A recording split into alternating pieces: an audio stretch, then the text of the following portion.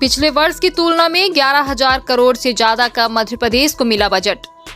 Rewa Bharatiya Janata party कार्यालय अटल कुंज में केंद्रीय बजट 2024-25 के विषय में मध्य शासन के उप मुख्यमंत्री राजेंद्र शुक्ला ने पत्रकार वार्ता कर बताया कि भारत के लोगों ने प्रधानमंत्री मोदी के नेतृत्व वाली सरकार में अपना विश्वास व्यक्त किया है।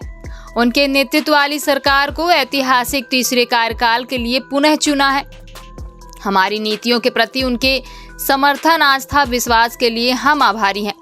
बजट में कहा गया था कि हमें 4 मुख्य समूहों गरीब, महिलाएं, युवा और अन्नदाता पर ध्यान केंद्रित करने की आवश्यकता है। अन्नदाता के लिए हमने 1 महीना पहले सभी मुख्य फसलों के लिए उच्चतर न्यूनतम समर्थन मूल्य की घोषणा करके लागत पर कम से कम 50% मार्जिन देने का वादा पूरा किया। प्रधानमंत्री गरीब कल्याण योजना को 5 वर्ष की अवधि के लिए बढ़ा दिया गया है। इसमें 80 करोड़ से अधिक लोगों को लाभ होगा। डिप्टी सीएम ने कहा कि केंद्र सरकार द्वारा पेश किए गए बजट में प्रधानमंत्री द्वारा निर्दिष्ट ज्ञान, गरीब, युवा, अन्नदाता, नारी के उत्थान पर केंद्रित और विकास भी विरासत भी के तहत वित्त मंत्री के द्वारा मध्य प्रदेश में विशेष रूप से गरीब कल्याण, इंफ्रास्ट्रक्चर, पर्यटन और रोजगार सृजन ध्यान दिया गया।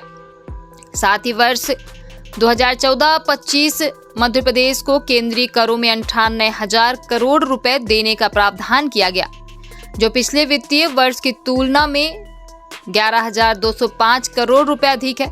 साथ ही मध्य प्रदेश में संचालित केंद्रीय योजनाओं के लिए 44,000 करोड़ का अनुदान मिला। हालांकि बजट में मध्य प्रदेश को आवंटित किया गया 98,000 करोड़ का बजट मध्य प्रदेश के लिए एकत्रित किए गए केंद्रीय कर के अनुपात के हिसाब से दिया गया है। डिप्टी सीएम ने कहा कि इंफ्रास्ट्रक्चर, पर्यटन, गरीब कल्याण, उद्योग, रोजगार और स्वरोजगार, ऊर्जा, नारी सम्मान, अन्नदाता, आवास, इन सभी के विकास में यह बजट मील का पत्थर साबित होगा। केंद्रीय बजट में मध्य प्रदेश के लिए जो ऐतिहासिक रूप से प्रावधान मोदी जी की सरकार ने किया है, उसकी चर्चा करने के लिए यहाँ पर आप सबको आमंत्रित किया गया है। पिछले वर्ष के मुकाबले इस बार केंद्रीय बजट में मध्य प्रदेश के लिए 98,000 करोड़ का प्रावधान किया गया है, जो पिछले बार के बजट से 11,205 करोड़ रुपए अधिक है, जो इस प्रतिबद्धता को दर्शाता है कि मध्य प्रदेश के विकास के लिए मोदी जी की सरकार, केंद्र की सरकार कितनी गंभीर है।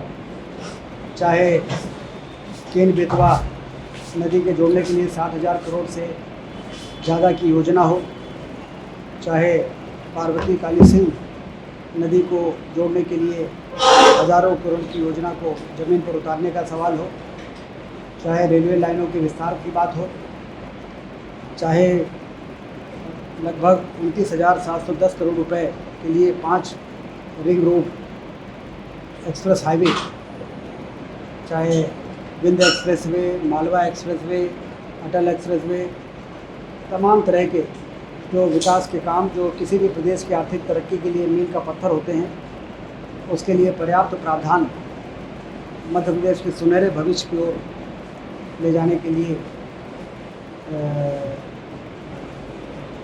ज़रूरी था।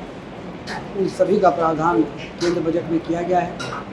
हम सब लंबे समय से सुनते चले आ रहे हैं कि देश की इकोनॉमी को मोदी जी 5 ट्रिलियन इकोनॉमी बनाने का लक्ष्य लेके काम कर रहे हैं। 5 ट्रिलियन इकोनॉमी मतलब लगभग 425 लाख करोड़ रुपया। इस बार का जो बजट है वो 265 लाख करोड़ रुपए का है।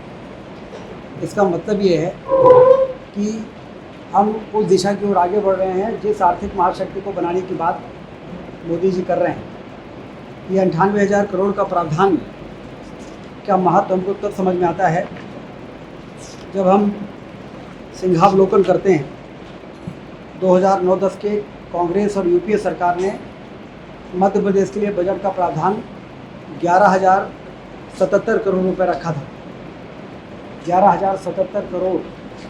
और 2014-15 में जब भारतीय जनता पार्टी की सरकार बनी तो उसको दोगुना करके 24,000 करोड़ का प्रावधान मध्य प्रदेश के लिए केंद्रीय बजट में मोदी जी ने किया था सबसे पहली बार, और आज 24,000 करोड़ से बढ़ के 98,000 करोड़ का प्रावधान ये लगातार बढ़ते हुए देश और बढ़ते हुए मध्य प्रदेश की ओर स्पष्ट रूप से इशारा कर रहा है।